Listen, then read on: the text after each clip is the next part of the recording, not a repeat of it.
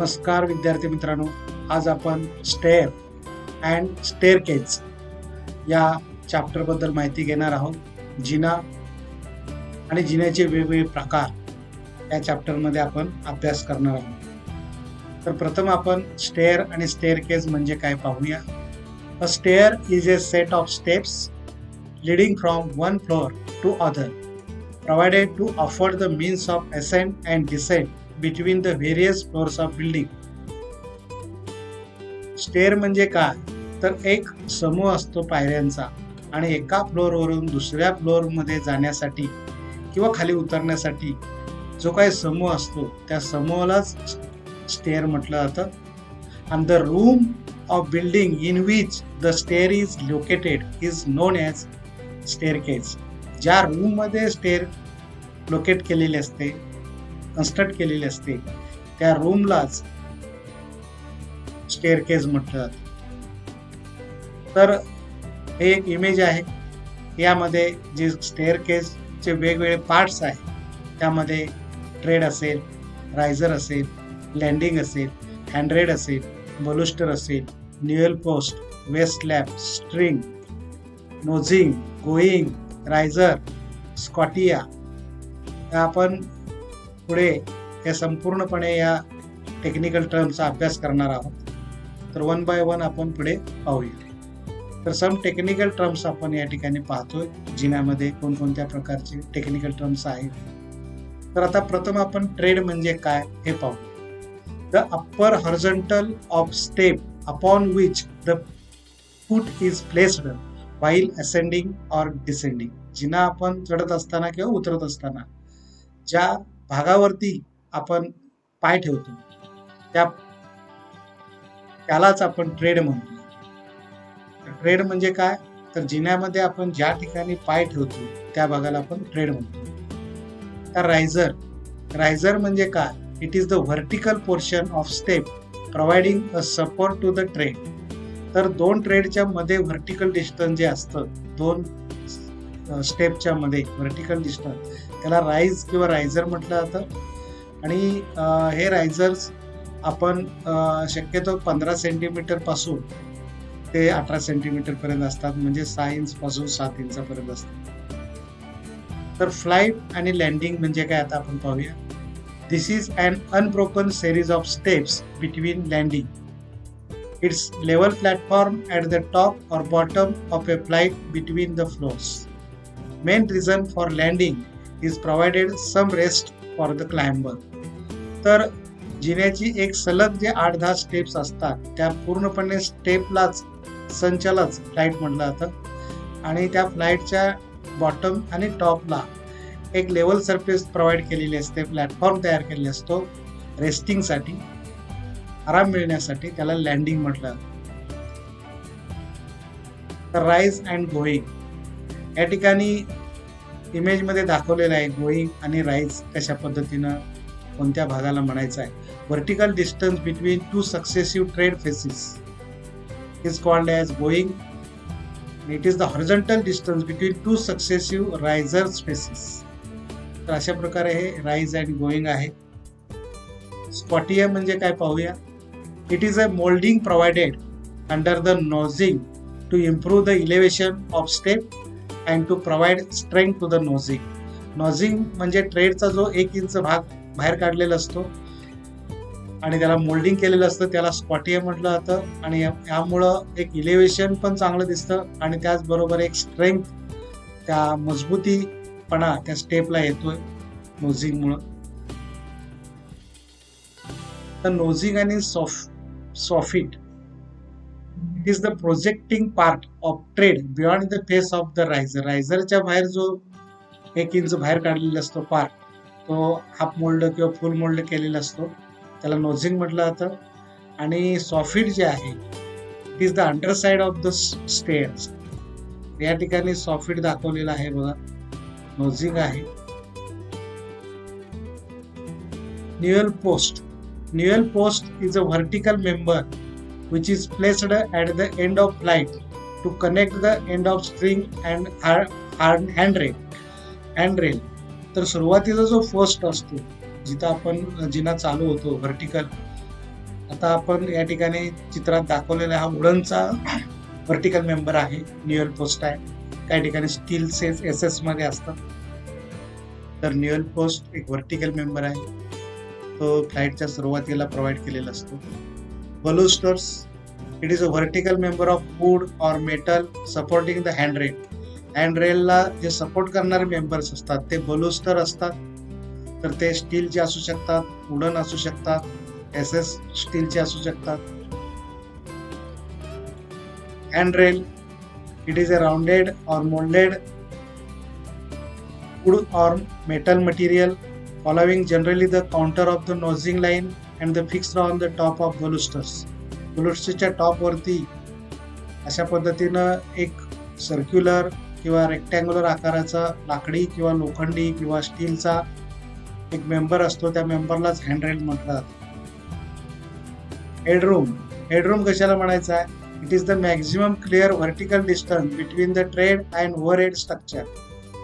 तर जिन्यावरती जाताना वरील भाग आणि वरचा स्लॅब आणि जिन्याचा स्पेस यामध्ये अंतर किमान 6 फूट 8 इंच मिनिमम ठेवायचं आहे, 2.1 मीटर, आणि यालाच हेडरूम म्हटलं जातं. आता नेक्स्ट पार्ट आपण पाहतोय, रिक्वायरमेंट ऑफ गुड स्टेअर. चांगली स्टेअर कशाला म्हणायचं आहे? तर त्यामध्ये वेगवेगळे पॉईंट्स आपण पाहणार आहोत. त्यामध्ये location, width of stair, length of flight, pitch of stair, headroom, step dimensions आणि मटेरियल ऑफ कन्स्ट्रक्शन. तर प्रथम आपण रिक्वायरमेंट ऑफ गुड स्टेअर मध्ये लोकेशन बघूया. It should preferably be located centrally ensuring sufficient light and ventilation. तर शक्यतो stair केस हे सेंटरला लोकेट असली पाहिजे. इझिली आपण कोणत्याही रूमला डिस्टर्ब न करता आपल्याला वरच्या मजल्यावरती जायला हवं किंवा जाता यायला पाहिजे. अशा पद्धतीनं लोकेशन त्याचा असायला हवं. त्यानंतर width of stair. The width of stair for public building should be 1.8 metre and residential building 0.9 metre. हे मिनिमम विड्थ आहे, 3 फूट रेसिडेन्शियल बिल्डिंगसाठी आणि जवळजवळ 5 फुटापेक्षा जास्त 6 फूट हे पब्लिक बिल्डिंग असतील तर त्याला रुंदी ठेवायची असते. Length. The flight of stair should be restricted to a maximum of 12 and minimum of 3 steps. तर एका फ्लाईटमध्ये मॅक्झिमम 12 पेक्षा जास्त स्टेप्स ठेवायचे नाहीत आणि कमीत कमी 3 स्टेप ठेवायचे नाहीत. Pitch of stair. The pitch of long stair should be made flatter by introducing landing. The slope should not exceed 400 and should not be less than 250. जो स्लोप असतो, जिना चढत असताना त्रास होता कामा नये आणि ठराविक अंतरावरती लँडिंग प्रोव्हाइड करणं महत्वाचं आहे. त्यानंतर हेडरूम बद्दल आपण माहिती घेतलेलीच आहे, तरी सुद्धा आपण बघूया. The distance between the trade and soffit of the flight immediately above it should not be less than 2.1 to 2.3 meter. This much of height is maintained so that tall person can use the stair with some luggage on its head. तर easily आपल्याला उंच माणूस जरी असला तरी त्याला luggage घेऊन वरती इझिली जाता यावं विदाउट एनी डिस्टर्ब. अशा पद्धतीने हेडरूम असायला हवी. 2.1 मीटर टू 2.3 मीटर हे अंतर असायला हवं. मटेरियल कोणतं वापरायचं आहे? Stair should be constructed using fire resisting material. Material also should have sufficient strength to resist any impact.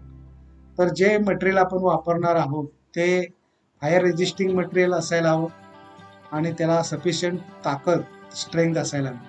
बलूस्टर. All open well stair should be provided with baluster to avoid accident. In case of wide stairs, it should be provided with handrails on both sides. तर बलूस्टर म्हणजे साईडचं जे railing असतं त्याला बलूस्टर्स आपण लावतोय किंवा हँडरेल लावतोय.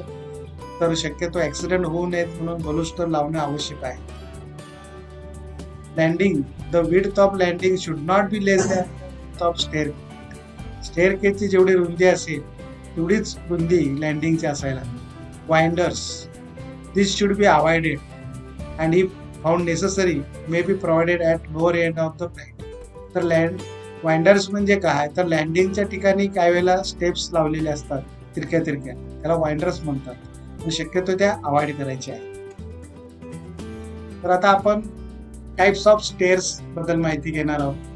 तर टाइप्स ऑफ स्टेअर हे 3 वेगवेगळे प्रकार आहेत त्याच्यामध्ये. एक म्हणजे स्ट्रेट स्टेअर आहेत, टर्निंग स्टेअर्स असतात आणि कंटिन्युअस स्टेअर आहे. तर स्ट्रेट फ्लाईट किंवा स्ट्रेट स्टेअरमध्ये 2 प्रकार आहेत. त्यामध्ये सिंगल फ्लाईट आहे, दुसरी आहे double flight.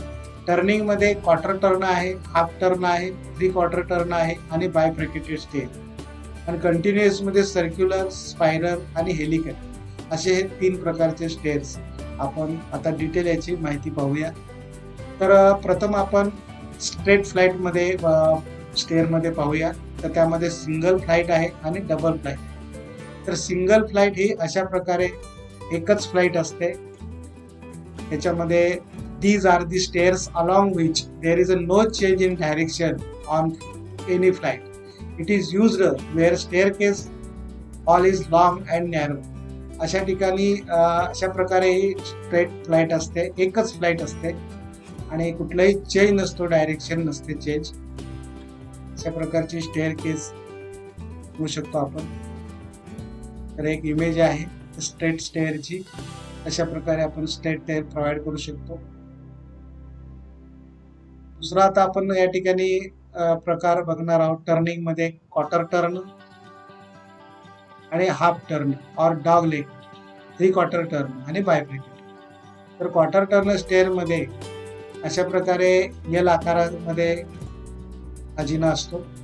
A stair turning through one right angle is known as quarter turn stair. The change in direction can be affected by either introducing a landing or providing winders. तर आपण एक मध्येच landing provide करून direction change करू शकतो आणि quarter turn देऊ शकतो. तर या इमेजमध्ये दाखवलेल्या अशा प्रकारे राईट 90 डिग्रीमध्ये टर्न झालेला आहे. तर काही इमेजेस आहेत क्वार्टर टर्नच्या. अशा प्रकारे वेगवेगळ्या मॉल्समध्ये, हॉटेल्समध्ये, घरामध्ये सुद्धा अशा प्रकारचं करू शकतो आपण क्वार्टर टर्न स्टेअर्स. काही इमेजेस आहेत या. आपण type of half turn stair मध्ये डॉगलेग्ड आहे, ओपन निवेल स्टेअर आहे आणि जिओमेट्रिकल स्टेअर आहे. तर आपण आता डॉगलेग्ड स्टेअर बद्दल माहिती घेऊया. It consist of 2 straight flight of steps with abrupt turn between them. A level landing is placed across the 2 flights at the change of direction. And this type of stair is useful where the width of the staircase hall is just sufficient to accommodate 2 width of stairs. तर अशा प्रकारचे बऱ्याच maximum या प्रकारचा जिना असतो बिल्डिंगमध्ये, जिथं रुंदी जास्त असते, आपल्याला जागा आहे जास्त, अशा ठिकाणी हा प्रोव्हाइड केला जातो. तर 2 स्टेपमध्ये हा आपण 2 स्टेपमध्ये वरच्या मजल्यावरती जाऊ शकतो. मिडल पोर्शनला एक लँडिंग प्रोव्हाइड केलेलं जातं. तर इमेजमध्ये दाखवलेलं आहे. अशा प्रकारचे हे डॉगलेग्ड स्टेअरचे काही इमेजेस आहेत. तर these may be of 2 forms. तर डॉगलेग्ड हे 2 फॉर्म मध्ये हाफ स्पेस लँडिंग असतात, क्वार्टर स्पेस लँडिंग आहे with winders, no space between 2 flights, open newel stair. In this type of stair, there is a well or opening between the flights in plan. Plan मध्ये जागा सोडलेली असते. And this well may be rectangular or of any geometrical shape and it can be used for fixing lift. तर lift करण्यासाठी सुद्धा अशा प्रकारची जागा आपण ओपन ओपनिंग मधली वापरू शकतो ओपन निवेल स्टेअर मध्ये. पुढचा प्रकार आहे 3 क्वार्टर टर्न स्टेअर. तर या ठिकाणी आपण 3 टर्न आहे त्याच्यामध्ये. Stair turning to right angles 270 degree is known as a 3 quarter turn stair. In this case an open well is formed. तर या ठिकाणी ओपन वेल तयार झालेले आहे. इथं आपण या ठिकाणी लिफ्ट पण प्रोव्हाइड करू शकतो. अशा प्रकारची 3 क्वार्टर टर्न स्टेअर आहे. 3 quarter turn direction changed 3 times, limited length of stair room, too large vertical distance, याला जागा पण खूप लागते. काही इमेजेस आहेत. आता आपण पुढे जॉमेट्रिकल स्टेअर बद्दल माहिती घेऊया. These stairs have no newel post and are of any geometrical shape. तर सेमी सर्क्युलर अशा प्रकारे शेप आपण देऊ शकतो किंवा रेक्टँग्युलर करू शकतो. The change in direction is achieved through winders. तर या ठिकाणी लँडिंग मध्येच काय केलेले आहेत, स्टेप्स बसवलेले आहेत. या ठिकाणी तुम्हाला लँडिंग दिसतंय, पण इथं मात्र लँडिंग मध्येच आपण सर्क्युलरच, सेमी सर्क्युलर अशा पद्धतीनं स्टेपच्या माध्यमातूनच टर्न करत जातो वरती. These stairs require more skill for its construction and are weaker than open newel stairs. तर ही अशा प्रकारची स्टेअर कास्ट करायला स्किल आवश्यक आहे आणि थोडंसं कन्स्ट्रक्शनला किचकट पार्ट आहे. तर अशा पद्धतीने हे सेमी सर्क्युलर जॉमेट्रिकल आहे. हाफ टर्न स्टेअर मध्येच प्रकार येतोय. जॉमेट्रिकल हाफ टर्न स्टेअर आहे. Newel post is not used in this type of half turn staircase. तर अशा प्रकारे हे इमेज मध्ये दिसतंय जॉमेट्रिकल हाफ टर्न स्टेअर्स. तर दुसरा पुढचा प्रकार आपण पाहूया, बायफ्रकेटेड stair. These stairs are so arranged that there is a wide flight at the start, which the further subdivided into two narrow flights at the mid landing. They provide narrow flight start from either side of the mid landing. These stairs are suitable for modern sub building or school building, college building. तर अशा प्रकारे हे बायफ्रकेटेड आहे. सुरुवातीला एकच flight आहे, वरती गेल्यानंतर दोन डायरेक्शनला दोन फ्लाईट जाऊ शकतात.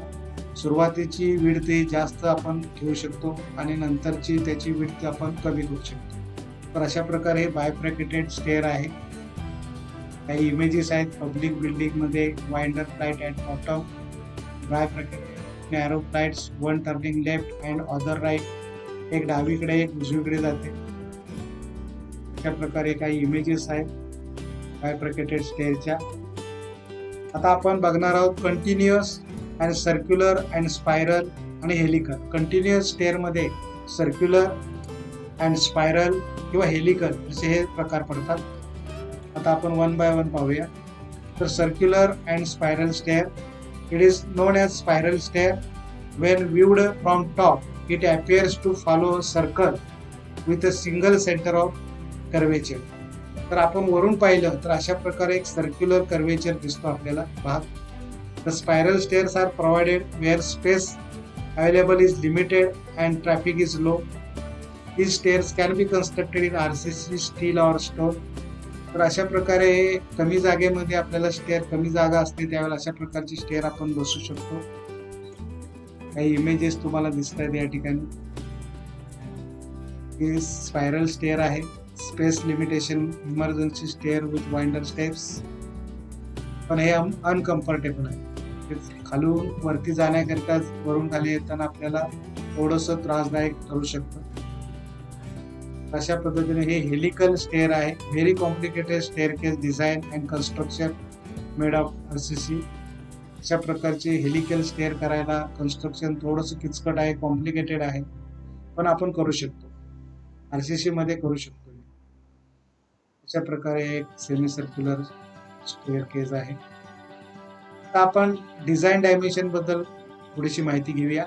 Generally adopted sizes of steps are. Public building मध्ये 27 सेंटीमीटर ते 30 सेंटीमीटर ट्रेडची रुंदी आपण घेतोय, म्हणजेच साधारणतः 1 फूट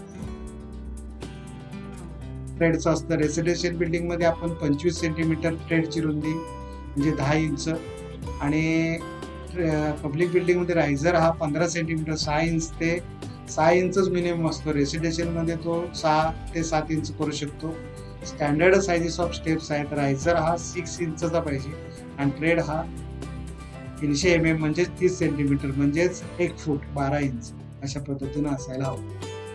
तर ही काही डिझाईन डायमेन्शन्स या ठिकाणी. वेस्ट स्लॅब म्हणजे काय, लँडिंग कुठं आहे. तर या ठिकाणी इफेक्टिव्ह स्पॅन कशाला म्हणायचं, effective span for longitudinally spanning staircase. आणि waist slab supported at the end of landing. 2 लँडिंगच्या मध्ये जो सपोर्ट केलेला स्लॅब असतो त्याला वेस्ट स्लॅब म्हटलं.